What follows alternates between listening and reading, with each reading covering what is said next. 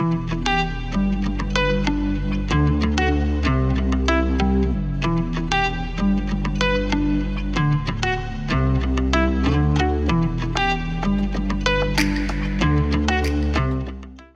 you, Gloria, and thank you all for attending this session. So we have Ebony, Hannah, Coney, Lauren, Minji, and Phyllis.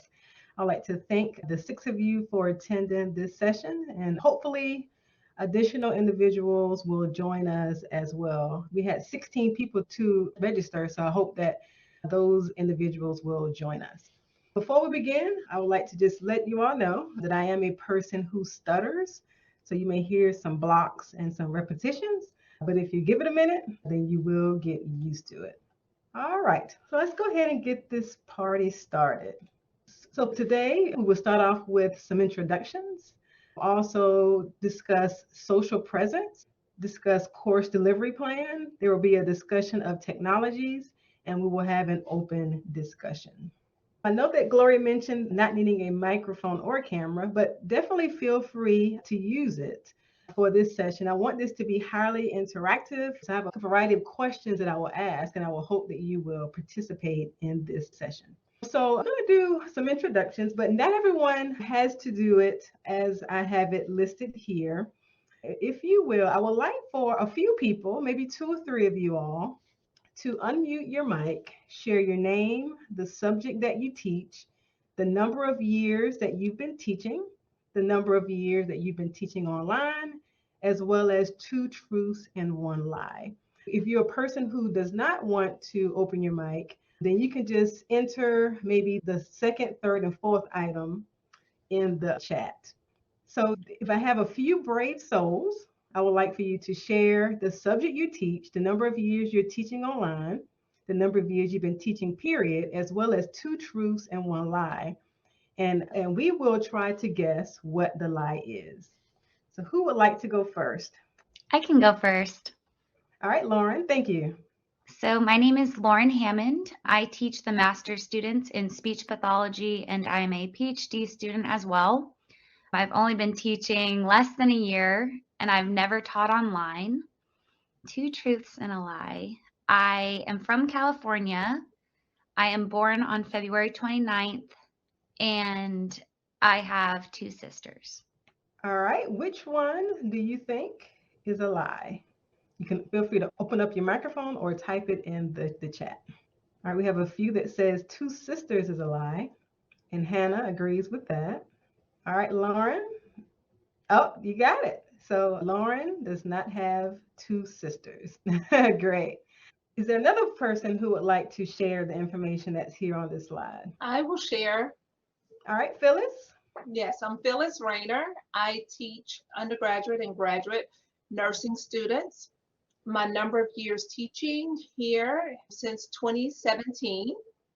Number of years teaching online, about 4 years. Two truths and one lie. I have been married for 30 years. I have two children, and I love to go to Disney World. All right, which one is the lie? Which one do you all think is the lie? All right, we have one vote in terms of two children. Someone says you don't like Disney World. All right, Phyllis, which is it? Actually, the two that were chosen, those are true. I have two children and I love Disney World. I've been married for 24 years, not 30. Thank you, Phyllis. All right, so thank you all for introducing yourself here in this format.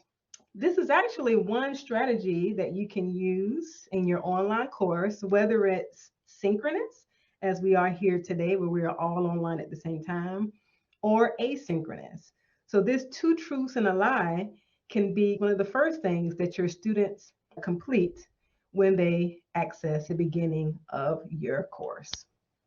Social presence is when members of the online community perceive each other to be real and feel connected to one another.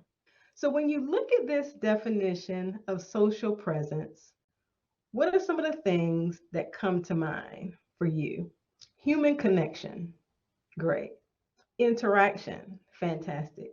also not feeling like the only person in the online room. We definitely do not want that. So social presence is very, very important when you look at delivering an online course. And we will talk about some strategies throughout this presentation.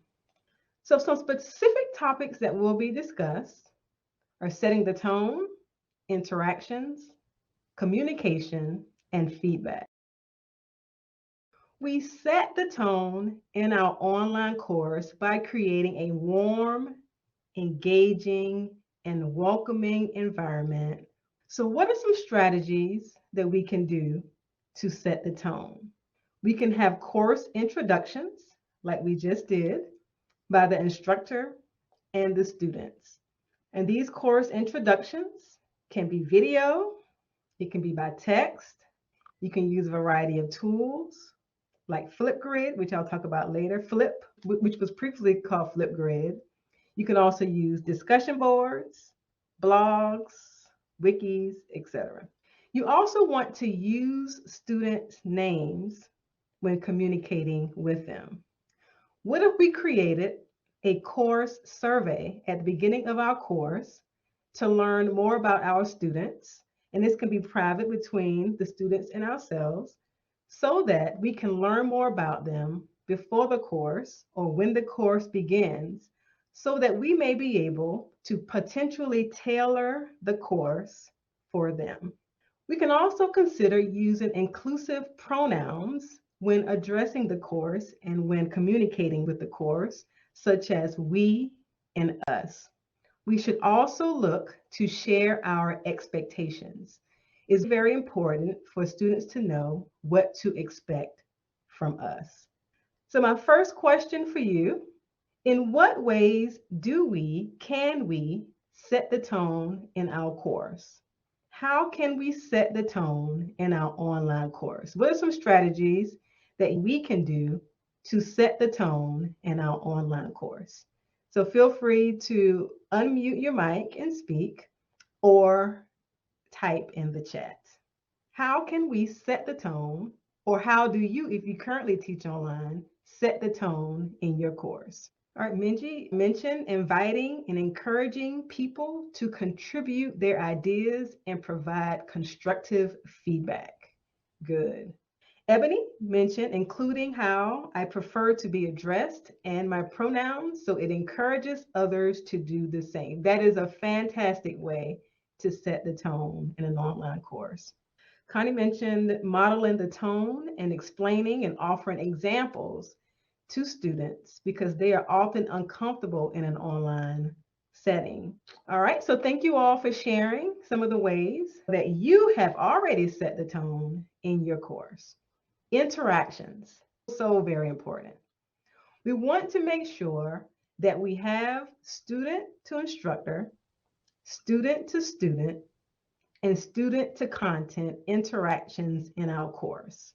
Ebony mentioned that she's shadowing another faculty in ISS, and she allows students to select alias so they can interact anonymously online. That is very different. I like that. So in what ways can we have interactions in our course?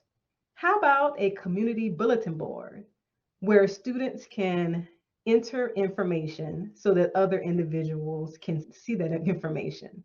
And I will talk about a tool later on in this session called Padlet that allows you to do this. We can also consider having thoughtful discussions.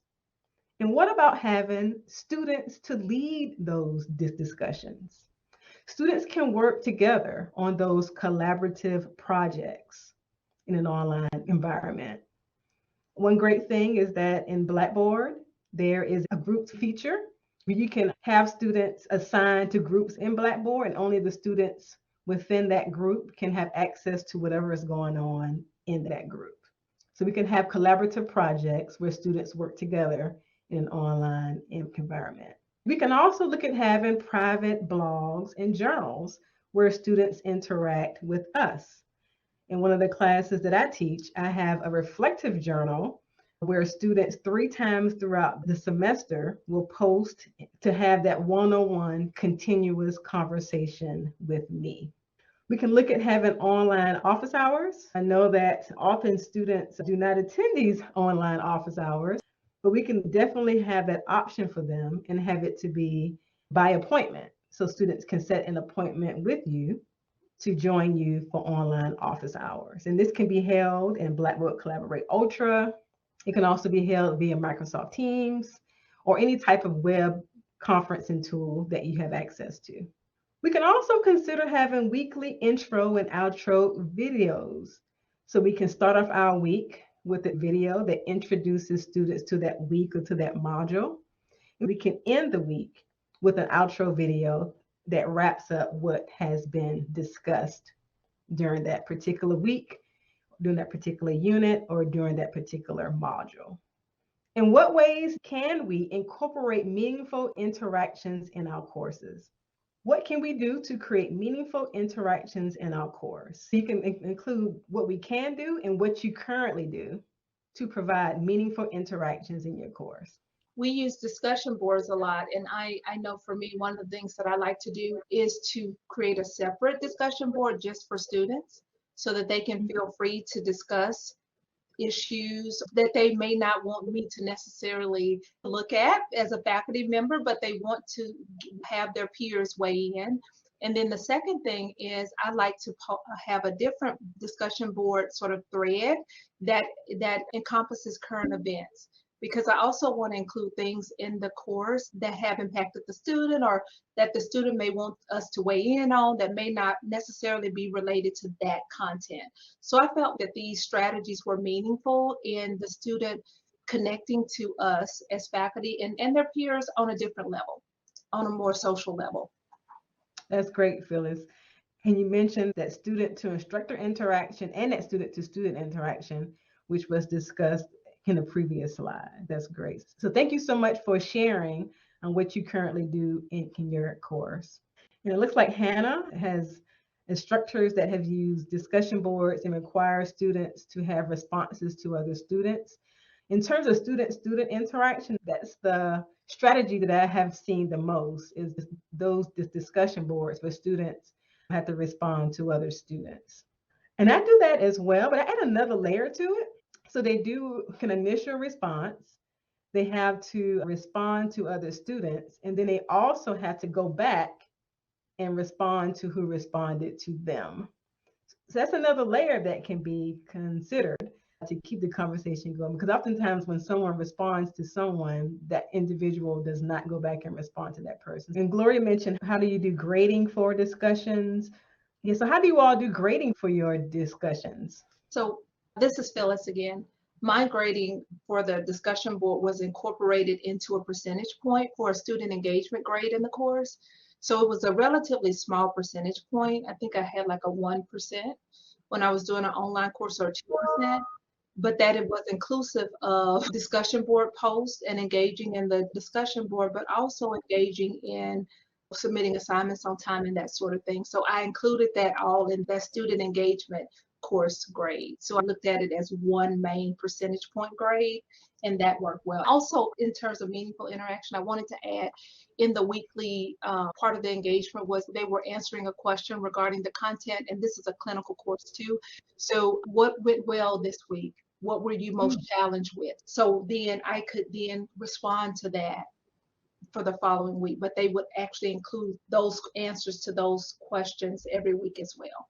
Oh, that's good. That's good. I know many faculty who I work with, like a 4 week into the semester, they ask those types of questions. What's going well? What's not going well? How can I change? So that they aren't getting feedback only at the end of the course, but they're getting feedback at the beginning or middle of the course.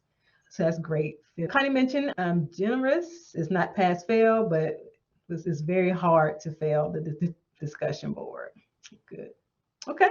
So thank you all for sharing ways that we do and can incorporate meaningful interactions in our course.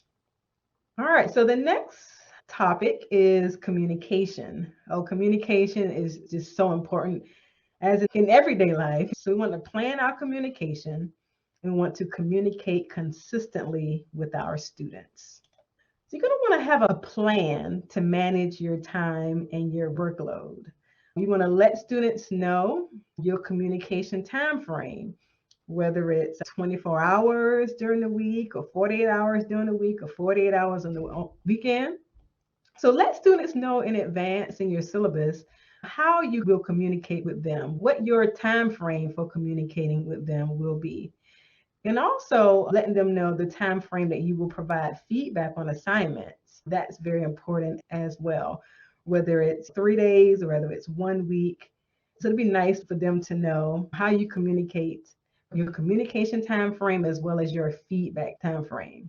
You can also consider sending weekly or bi-weekly emails. I know from my particular course, I send at least one email a week, more likely two, depending on what's going on. So I send an email at the beginning of the semester, and I send an email at the beginning of the week. Then I may send one midway during the week as well. You can consider having a course cafe or frequently asked questions discussion board, where instead of students emailing you content related questions that are not personal, they can post their questions in a course cafe or a frequently asked question discussion board.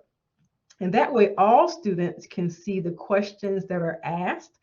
And if you answer the questions, all students will see the answer to that question. So that may cut down with the emails that you receive with the same question.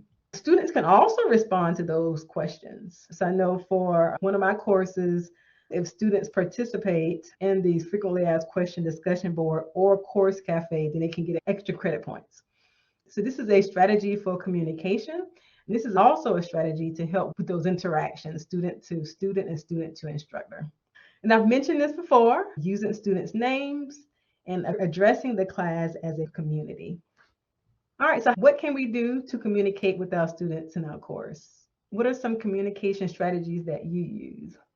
So I mentioned you can feel free to open up your mic or type in the chat. All right, emails and Blackboard announcements, online meeting times. Hannah mentioned they had required office hours assignments where they had to come in at least once plus emails about once a week. So that's good. So instead of having optional hours, Hannah required office hours where they had to come in at least one time in the semester to have that personal conversation with the instructor. Some of the things we talked about were email, discussion boards for communication, providing comments on weekly discussion boards. That's good. And for that, oftentimes faculty think that they have to comment on every single discussion board, which can be overwhelming depending on how many students you have and how many discussions that you have going on. So you don't necessarily have to comment on each and every discussion board for each person, but you may pick and choose throughout the semester which discussion boards or which people you would like to respond to on the discussion boards, and then make sure that everyone gets some type of message for you throughout the semester. So that can help with workload management. Feedback, very important, as is the other three topics that I discussed already. So I want to make sure that this feedback is timely and this feedback is meaningful. So I want to provide frequent and timely feedback to our students on those assignments. And that feedback can be from us as the instructor, or it can be from other students. So we don't have to be the only individuals who are giving feedback. Other students can give feedback as well, like those peer review assignments. So the feedback doesn't have to come solely from the instructor. There are a variety of built-in tools in Blackboard, and we mentioned before, email announcements. There's also a messages tool in Blackboard that houses messages right there in Blackboard so they don't have to email you personally.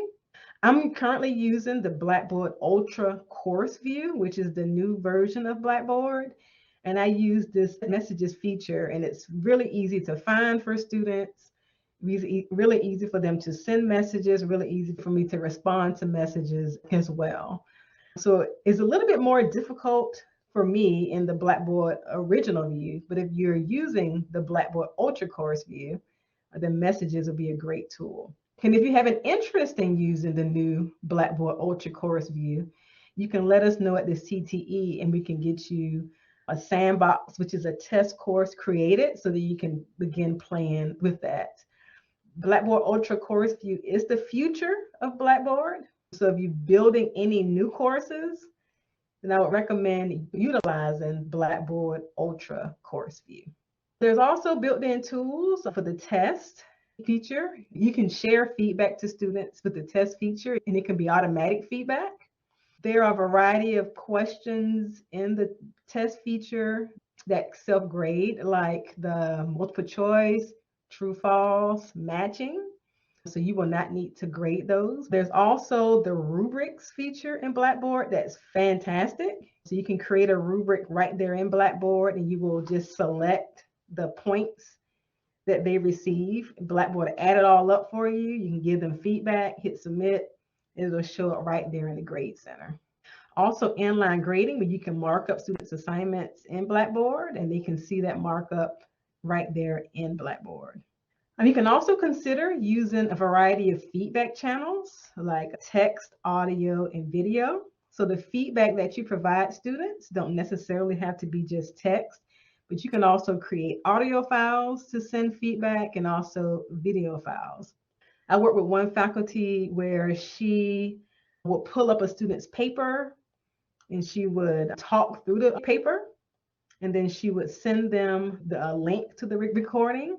And then students have that video feedback from her. So they see her, they can hear her, and they can see her marking through their paper. So that's one thing that could be utilized as well. And also I want the feedback to be positive, to be meaningful, and to be clear. All right, so I want to hear from you. In what ways do you provide feedback to your students, or can you provide feedback to your students? Grading assignments, one-to-one meetings, that's good. Weekly videos, general feedback, good. And that can also be a managed workload strategy to provide general feedback. So instead of providing feedback, depending on the assignment, you can look at providing general feedback in a weekly video. All right, Hannah mentioned I like a rubric that has notes on it, not just circling the boxes, little bits here and there about what specifically marked off. Track changes, that's good, yes. Through standardized patient simulated clinical scenarios, that's good. That hands-on interactive experience, good. So we're going to talk a little bit about synchronous and asynchronous. So some of you have mentioned that you have taught online or maybe teaching online or are a student in an online class. Are the courses that you may teach synchronous courses, or are they asynchronous courses, or do you have a mixture of both? Synchronous is what we're doing here today, where we're all logged in at the same time. We're all learning together at a certain day and a certain time. And asynchronous is anytime, anywhere access to the course. So do you teach or enrolled in a synchronous or asynchronous course, or both? You can let me know in the chat. All right, Phyllis teaches asynchronous. All right, asynchronous. So it seems like everyone has mentioned asynchronous and not synchronous. So I will just kind of brush over some advantages and disadvantages of both in case you are thinking about teaching in a different format than what you're doing now. So the advantages of a synchronous delivery method is an immediate interactions, what we're doing now, immediate feedback. Synchronous disadvantages is time barriers, so different time zones. If someone's in another country, it may be very difficult for them to join the synchronous session, depending on what time that session is. There could be limited access for individuals with disabilities. For instance, in this session here, we would probably need someone doing live captions. So there could be limited access for individuals with disabilities. And there could also be some in the moment technical issues. So trouble logging in, things like that. Asynchronous advantages is you can get immediate interaction, immediate feedback, but the feedback for asynchronous is not in real time. It really does require students to be self-disciplined, and there can be a misinterpretation of messages. So if you were to have a synchronous delivery method, you want to make sure that that delivery method has a purpose. You want to have a plan, and you want to have an agenda. You want to be able to use the resources and the web conferencing tools. Like here in Blackboard Collaborate, you can use the chat feature. There's a whiteboarding feature. There's a poll feature. There are different presentation options. You have the ability to record the session. And you can also have breakout groups and synchronous sessions as well. So we have about 27 minutes or so. So I'm going to break you off into groups of 3. And I've included some documents at this link, and I'll also put the link in the chat. What I would like for you to do is browse the 4 documents that are at this link and look at the document that says My Course Delivery Plan and start to think about your course delivery plan. And I also want you to reflect on what you've noted with your group mates. So I'm going to break you off into breakout groups here on Blackboard Collaborate. And I want you to review the documents and look at the My Course Delivery Plan. And then I'm going to ask you to do some sharing when we come back. All right, so does everyone have access to the link before I break you off into breakout groups? Okay, all right. All right, welcome back. So I'm curious to hear some of the stuff that you all discussed. I can start for our group if my group is okay with that. Okay, so in terms of setting the stage for the class, we talked about the introduction in our faculty introduction with our videos introducing ourselves. One of the things that I do, and we talked about how this was great for human connection, was to include pictures. So they understand what my role is as faculty, but they don't always see us as people, like regular people. So I like to include pictures of my kids and my dog, you know, just for that human connection. And then we talked about the importance of having all weekly materials set up with clear assignments and rubrics ahead of time so that have a student feel more welcome and that we've anticipated their needs and maybe have them experience less anxiety. Also, the student cafe set up so that students will have the ability to connect and engage with each other. In terms of supporting student engaged learning, we were going to be intentional about including engaging activities to make learning fun and interactive, and that can be done, of course, in several different ways. Have students pick a topic from a pre-selected list, and then have them sort of teach on that topic to gain additional leadership experience. And then the idea being that if they're more invested or particularly interested in a topic, then they're more likely to dive deep into that content. And then facilitating online discussions, we talked about the percentage grade for student engagement, and that student engagement grade could include a variety of engagement type activities, including discussion boards and also studies. And we talked about that sort of peer-led learning. And the importance of maybe starting off our discussion boards with a starter thread. So as faculty, we start off the thread to make students feel more comfortable voicing their opinions. And then managing the course, having deadlines for required assignments, reminders of due dates and upcoming events and weekly videos. And then I mentioned that part of what I do when I teach a course is I make sure I blot out my weekly calendar for grading assignments so that I'm not having an overwhelming amount to do on the weekends. I actually include it as part of my time that I blot out for course grading. And we had a question. Somebody mentioned that they do require one-on-one at one time during the course. So we wanted to know, how did that work when you have large asynchronous courses? Like if there's an asynchronous course of 500 or 200, then how does that work with one-on-one meetings? That's a good question. Yeah, definitely a heavy burden. Like I wouldn't recommend that for a large class. That'd be too overwhelming. It's going to be really hard to manage your workload with that. So I would recommend large classes not having that one-on-one session to do more group feedback and group conversations. And if someone wants to meet with you one-on-one, then they can, but I wouldn't make it a requirement. Yeah, I would imagine if you have a class of like 200, even like 100, you start at the beginning of the semester meeting with students just to make it possible to meet with everyone. Right. We talked about just having clear due dates for assignments and having the course laid out at the beginning. And then one of the things that I do is just blot out a time in my schedule as a faculty to grade papers and take care of the course so that I'm not overloaded on the weekend with the self-care piece of managing my time. Thank you, Phyllis, and thank you to Phyllis's group. I'm going to briefly talk about some technology tools that can be used. Blackboard Collaborate Ultra, which is what we're currently using, can be used for synchronous sessions and can be used for office hours. Screencast-O-Matic is a great tool. One of my favorite tools that I use whenever I want to record something on my computer screen. So you can basically record your computer screen, record your voice, and use your webcam if you'd like. 15 minutes or less is free. You can save the file as an MP4 file, or you can save it as a link in Screencast-O-Matic, or you can even upload the file to YouTube as well. So you can upload the video straight from Screencast-O-Matic to YouTube. There's also a screen recording tool in PowerPoint that can be used. This is in the newer version of PowerPoint. I use a tool called Remind in my class, more so for my undergraduate students. It allows me to send messages to their cell phones. It's an opt-in, so they can opt in to Remind if they want to. If they don't want to have it, they don't have to have that. So Remind is a great way to remind students about assignments. I also send emails and announcements, but I also send it in Remind as well.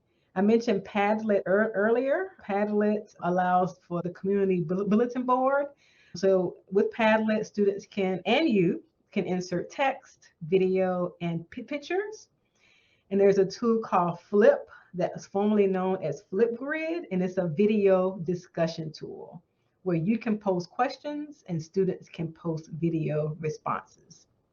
And yes, Panopto is another tool that's in Blackboard. I think we've had it since the beginning of last semester, and it allows you to create videos as well.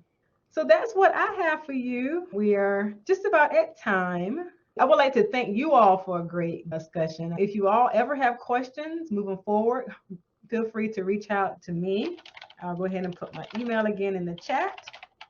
We have instructional designers here at the CT that can help you to design, develop, and deliver your online course. And I'll also put a link in the chat of our online teaching faculty toolbox. And Gloria has put a link about requesting instructional design consultations. So thank you all once again for joining us here. And we look forward to collaborating with you as you design, develop, and deliver your online courses. Thank you so much for joining.